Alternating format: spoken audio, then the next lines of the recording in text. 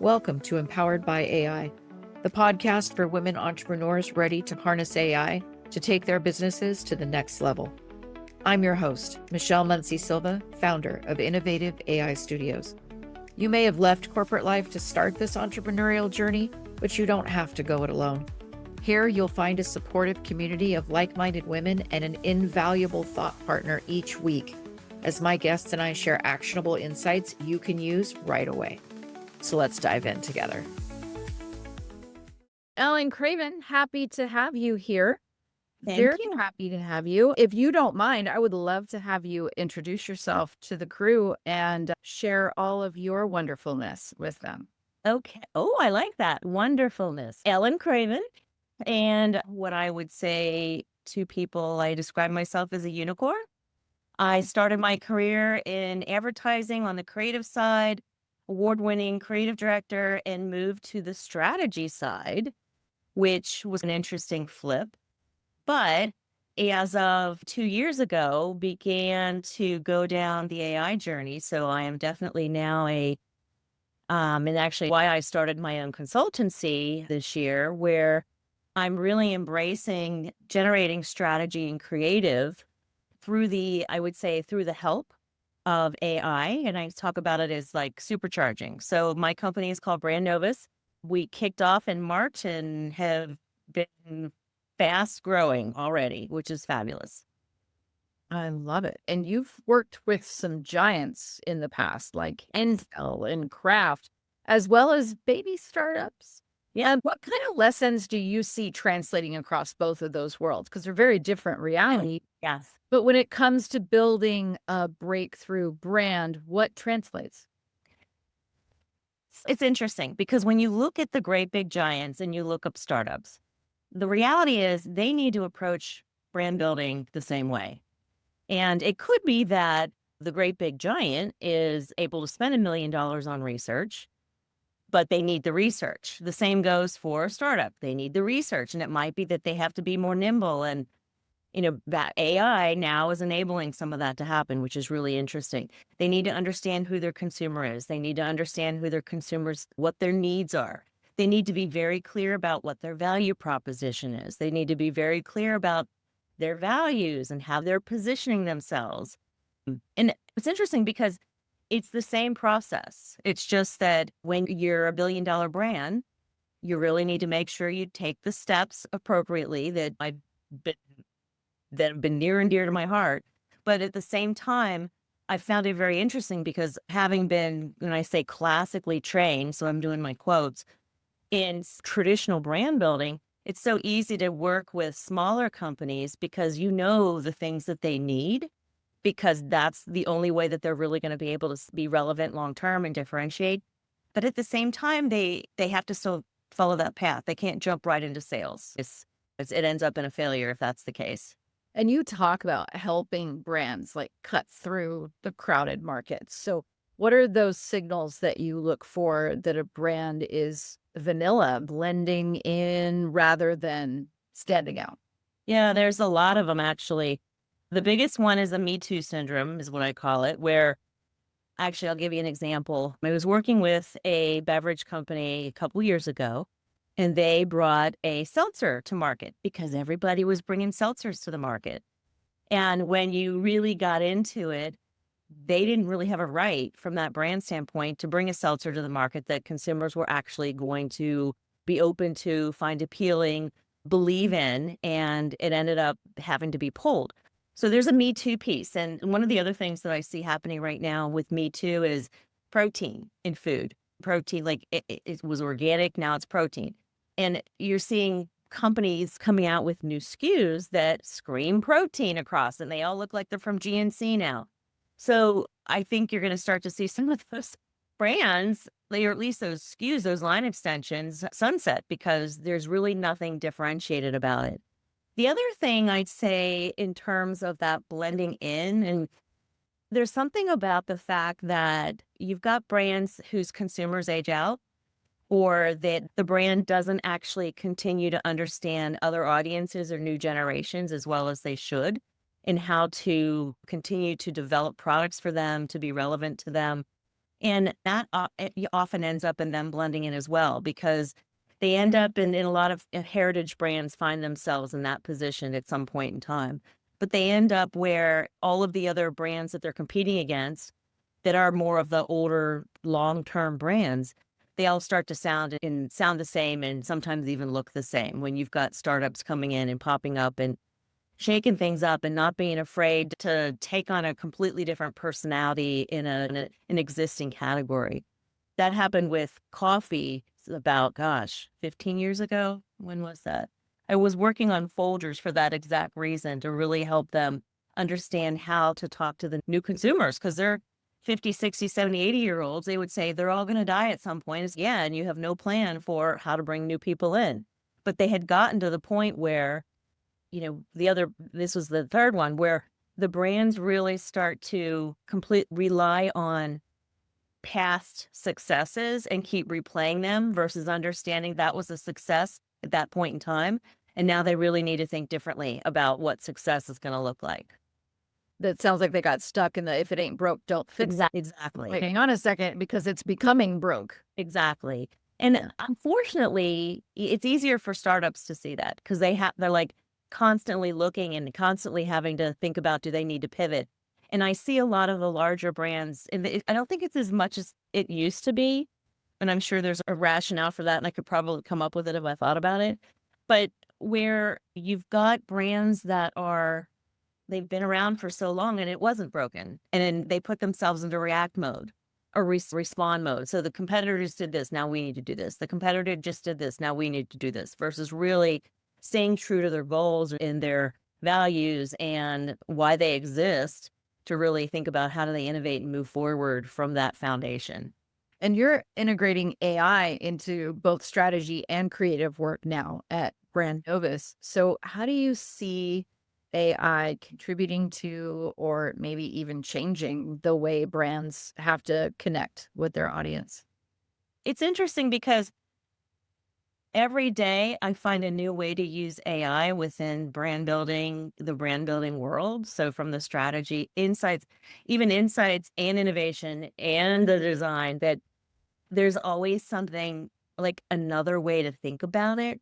I think that there's something going on right now that AI is able to help brands do things so much faster. I just had a conversation earlier today about, why not ask AI in the morning? Has a competitor come out with a new product in your space, a microbiome product? It's going to tell you if something just launched. So the reality that brands can really stay ahead because of AI is so prevalent. The research piece, I think, is one of those areas that you have to be really careful with, because you really need clean data, and it's hard to have clean data when you're working in chat or Perplexity. It's giving you data based on what other people have given it and what it has access to. So, there is this component of, you can get insights really fast, and you can track trends really easily now. You can get, not just from a competitive standpoint, but even from a competitive threat standpoint.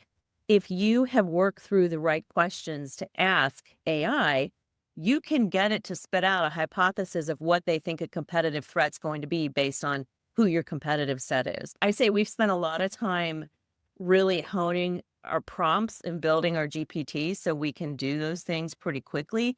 And it goes back to that clean data, to where you're not getting as much of what people will call a hallucination. And for me, it's funny because it's not just a hallucination. It's like they're making something up just to make you feel good because they want to please you. It wants to please you. Right. Yeah. It's just, yes, and you liked this the last time I said it, so why not like it this time? But yeah, even just from a creative standpoint, being able to concept ideas faster, or be able to bring ideas to life that you never even would have shown a client, because of the fact that you would have had to spend $100,000 to produce it. And now you don't have to do that. So it's really interesting, because AI can really help generate better creative concepts, come up with insights faster, help you think about maybe new audiences in a different way, all with the right prompts and the right intentions, I should say. and really help you make sure that you're staying connected with your consumer. And again, like even just thinking, how do you stay relevant? I'll keep going back to relevancy. How do you continue to stay relevant? And it can help you with that. Yeah. And I know you're committed to ensuring women aren't left behind in design and strategy when it comes to AI. What are those skills or mindsets, if you will? What are those ones that you think women should focus on right now in order to either dive in or stay ahead even?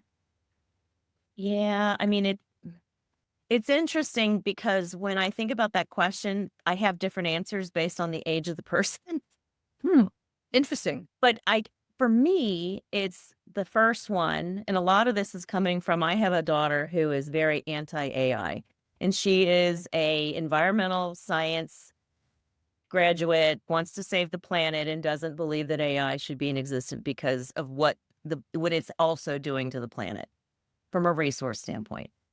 But at the same time, so that first piece really comes out of her where you need to be open to it because it's not going away. Like it's not going away. You either need to figure out how to leverage it or like I'll start like understand it, leverage it or master it. And you need to figure out where you're going to be on that spectrum.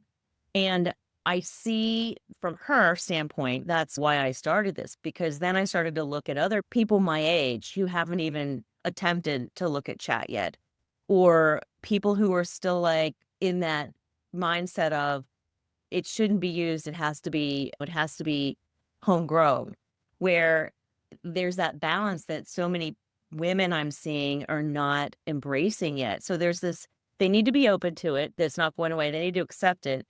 But there's also that they need to have that willingness to learn or that need to learn, because this is you needing to learn something new and needing to learn how to leverage something in the right way at the right time. And it does take an investment. And so for me, I'm doing things like being part of a She is AI global movement to make sure that women aren't left behind, because a lot of times you'll see women, especially if they're like, use an example. I know somebody who got a degree in writing, creative writing, was a mom, stay-at-home mom, and now my kids are gone, and she's completely reinvented herself because of AI. She's been able to do that. She's been able to come out of that. I've been a mom, I've been taking care of everything, and now I'm going to be me again. And when I see things like that, it just makes me want to make sure that women have the access, that they understand what's there, what's possible, and really making sure that they're understanding that it needs to be part of their toolbox, especially if they want to stay competitive in a marketplace when, they're already up against men getting paid more than them, depending on the type of industry and the type of position. And you've mentioned returning to your creative roots after years of high pressure roles. Do you see AI as being vital to that shift? It was the shift. It was the catalyst. It really was the catalyst. Like I had started using chat 2 years ago, like whatever the day was that it came out, the release, I started using it.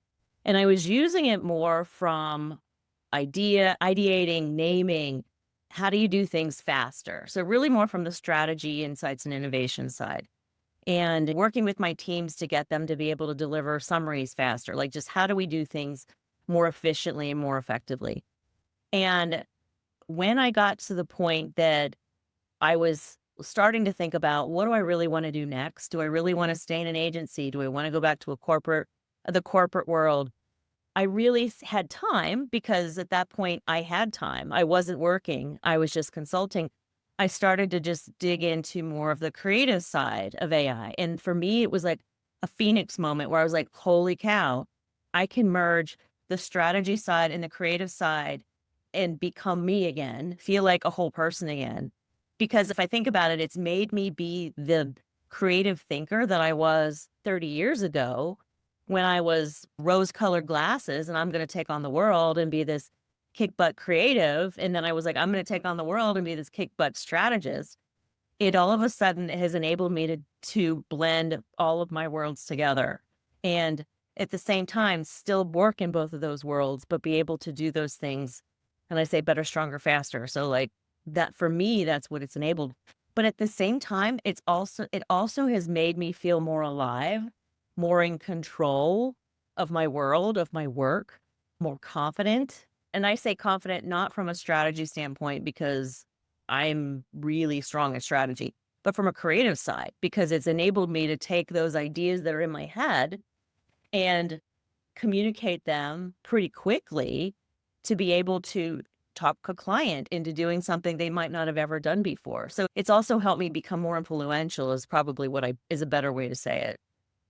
And I love the fact that you bring up how age impacts the way you think about women and what they should probably do, because I think for a lot of entrepreneurs, especially women that are pivoting after 40, they've built quite a career by Yeah. that point. They've established themselves and therefore struggle more, I think, with balancing the existing reality that they've built with this desire to evolve and Yep. grow creatively.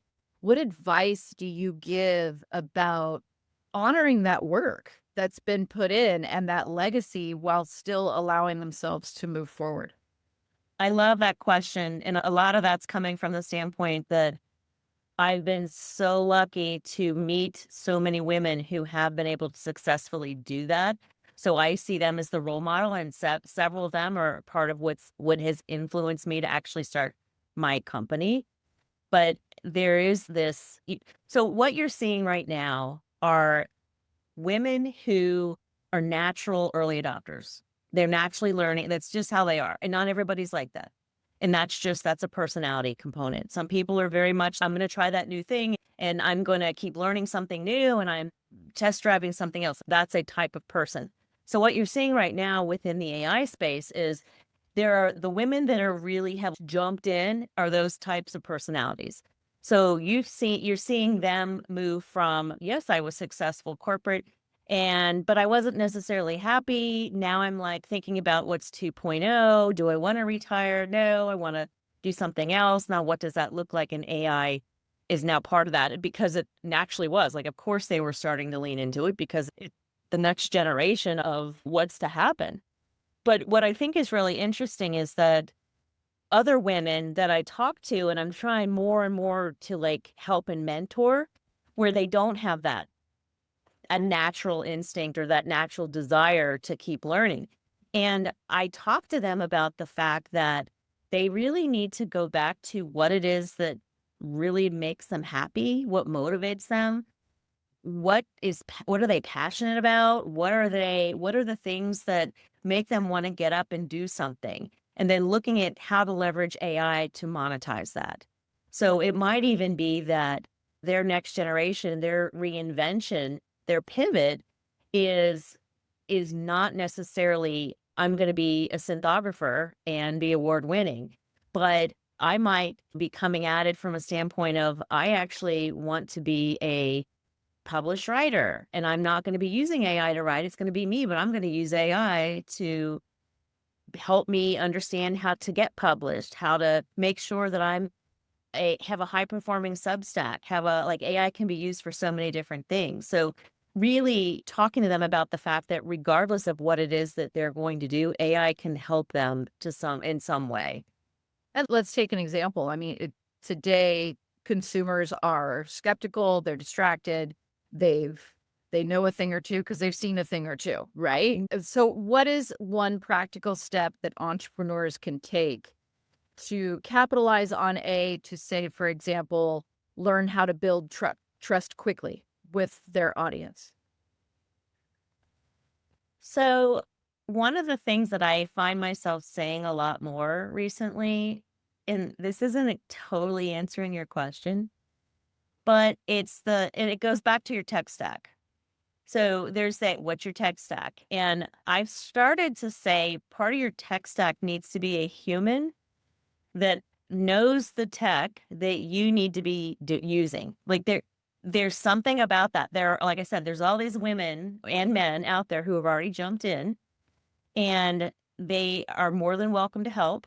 And that's been one of the things that I found really interesting with this AI push is that it hasn't been a go away. I'm going to perfect this and I'm going to beat you to the punch. there's been a lot more of a collaborative piece to it. And I really think it's interesting because from a standpoint of, in order for you to, let's back to your question about the trust piece, in order for you to do that, you might not know what the answer is, but somebody else does. And the more you are willing to reach out and talk to people and ask questions and join communities, and I'll go back to the She is AI. That's one of the reasons I joined at first and then became an ambassador. But the first piece was, oh my gosh, these ladies are like kicking butt and taking names, and they are so smart and they know so much about what's going on, so much more than I do. But at the same time, if I asked a question, I get an answer. I didn't have to go plead and ask 20 people and see if I get an answer, and they're more than welcome to help you. For me, there is something about, to really, the best practice is to actually talk to somebody else about what that tool is that will best serve you based on the need that you have. So if you look ahead, what do you think will matter most in brand building? And how does AI fit into that so that we can challenge our listeners to maybe take a step that's going to help them? And I'm a strategist, so I'm always thinking that that is the biggest question that has the most immediate answer to it. Because what you're seeing right now, especially with entrepreneurs, and when I say entrepreneurs, I don't mean companies, not people who are self-branding. So, because they're able to stay engaged in the AI and make sure it does what it needs it to do. But when I think about brand building, what I'm seeing right now is a lot of startups or even growth stage. So they're not like total startups. So I'm going to answer this two ways. Who are like, holy cow, AI is the holy grail. I don't need a human. I just need the AI tools. And I'm just going to go at it, and they're going to write on my copy, and they're going to build my website, because all I have to do is go to this app and type in these words, and it's going to build a website. And you're going to hit a point where you have, and it's going to go back to the Me Too. You hear me getting excited. You're going to have so many brands that are going to become generic, or where they're not clearly differentiated. There's no backstory. There's no, or there is, and it keeps shifting, and then their consumers don't trust it anymore. I really think that for me, that's going to hit, and they're going to realize that AI still fits, because at that point, they're going to already see what has failed, what worked and what failed. And if they're lucky, they won't have completely gone under. And at that point, they will realize that AI really can impact them from a brand building standpoint and help them retain relevancy, stay credible.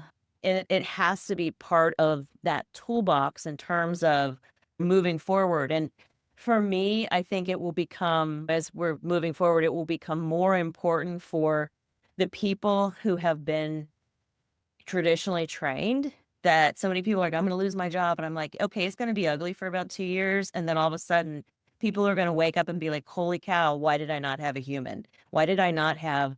Because if you don't have that strategic thinker, that creative thinker, that deep thinker, that person who's going to say, hey, what about? And AI will say that. The human's going to say, what about, within the context of the need or the objective.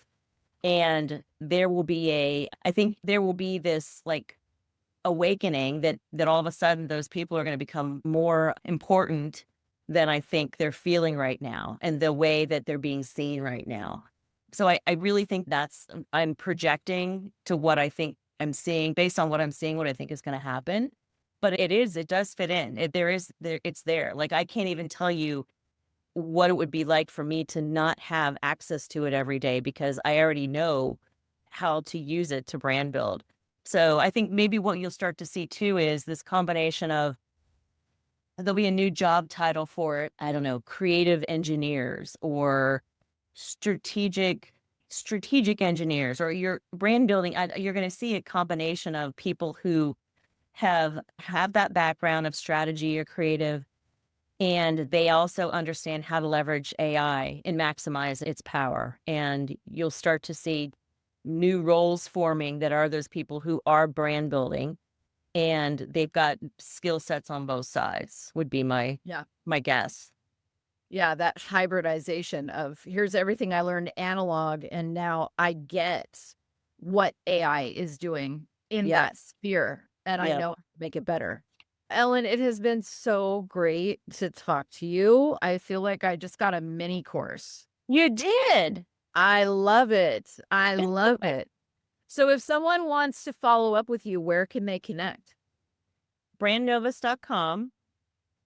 Or, I mean, I'm very good about email and reaching out, Ellen at brandnovus.com. I'm always one of those people that it's like I work to play, which means I'm always willing to like respond to people. And like I said, I'm in that stage of my life when I really want to make sure I give back from a mentorship standpoint and make sure that women are being brought along through this craziness. So yeah.